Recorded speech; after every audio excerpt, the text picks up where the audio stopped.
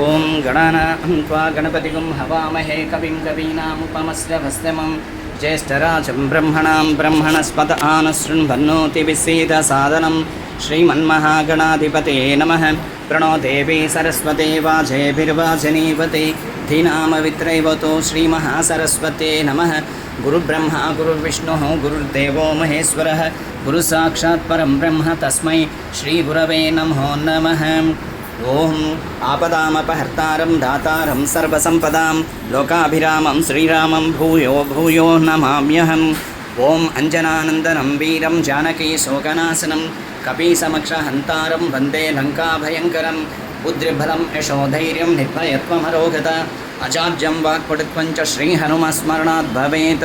अमलकनकवर्णं प्रज्वलत्पावकाक्षं सरसिजनिभवक्त्रं सर्वधा शुप्रसन्नं पडतुरघनगात्रं कुण्डलालङ्कृताङ्गं रणजयकर्वालं रामदूतं भजाम्यहम्।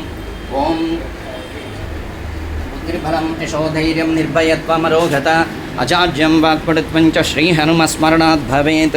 मर्कटेशमहोत्साहः सर्वशोकविनाशकः शत्रून् संहार मां रक्ष श्रियं दापय मे प्रभो। त्वमस्मिन् कार्यनिर्योगे प्रमाणं हर्षत्तम हनुमान् यत्नमात्साय दुःखक्षयकरो भव। श्री सीताराम